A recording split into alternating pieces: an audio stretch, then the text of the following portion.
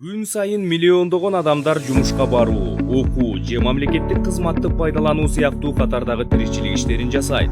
Бирок майыптыгы бар адамга көп нерсе өзүнөн эмес. Жашыл чырак үйдө. Айланадагы чөйрөнүн жеткиликтүүлүгүнөн көз каранды.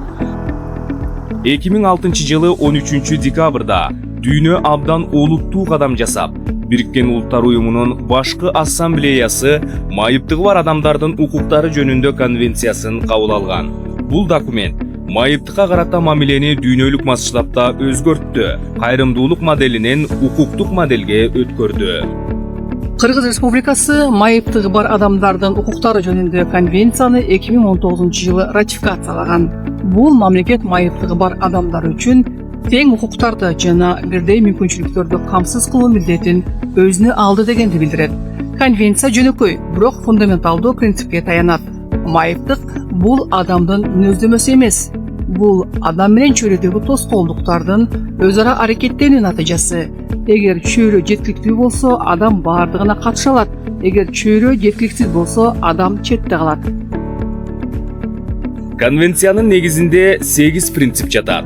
Адамдын ар намысын жана өз алдынчалыгын сыйлоо, адамды басмырлоого жол бербөө, адамды коомчулукка аралаштыруу, майыптыгы бар адамдарды көп кырлуу адамзаттын бири катары кабыл алуу, мүмкүнчүлүктөрдүн теңдиги, жеткиликтүүлүк, гендердик теңчилик, майыптыгы бар балдарга урмат сый.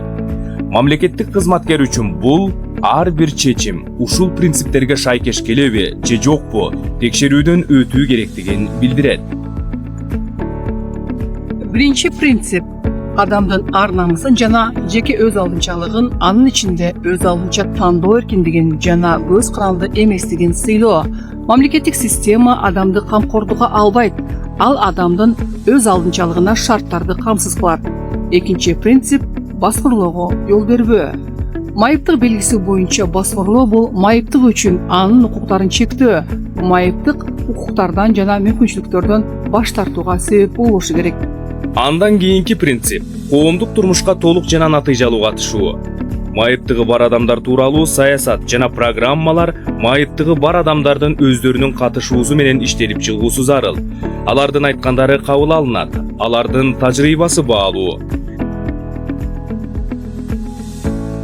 Төртүнчү принцип майыптыгы бар адамдардын өзгөчөлүктөрүн сыйлоо жана аларды адамзаттын ар түрдүүлүгүнүн бир бөлүгү катары кабыл алуу. Бешинчи принцип мүмкүнчүлүктөрдүн теңдиги. Бул принцип майыптыгы бар адамдардын билим алууга, жумушка жана коомдук турмушка башкалар менен бирдей аралашуусун тастыктайт.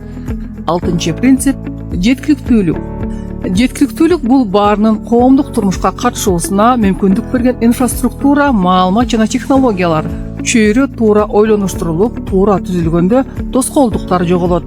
Жеткиликтүүлүк бул тыкан ойлонулган инфраструктура, түшүнүктүү маалымат жана жаңы мүмкүнчүлүктөрдү ачкан технологиялар. Жетинчи принцип эркектер менен аялдардын теңдиги. Конвенция майыптыгы бар аялдар менен кыздардын ар кандай басмырлоого кабылаарын моюндайт жана мамлекеттерди аялдардын өнүгүүсү менен укуктарын эркектер менен тең, бирдей ишке ашырууну камсыз кылууга милдеттендирет. Сегизинчи принцип майыптыгы бар балдардын өнүгүп жаткан жөндөмдүүлүктөрүн сыйлоо жана индивидуалдуулугун сактап калуу укугун сыйлоо. Конвенцияны жүзөгө ашыруу ар бир башкаруучулук чечимден башталат. Конвенцияны ратификациялаган мамлекеттер төмөнкүлөргө милдеттүү.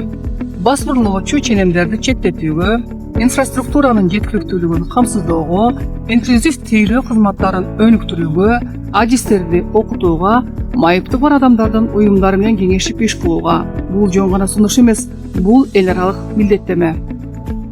Конвенция мамлекеттик саясаттын баардык тармактарын камтыйт. Ар бир министрлик, ар бир муниципалитет бул саясатты ишке ашыруучу бир бөлүк болуп саналат.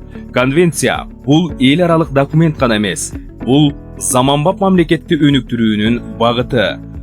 Ар бир адам коомдук турмушка катыша алганда мамлекет күчтүү болот. Чөйрө баары үчүн ачык болгондо мамлекет күчтүү болот. Адам укуктары иш жүзүндө аткарылганда мамлекет күчтүү болот.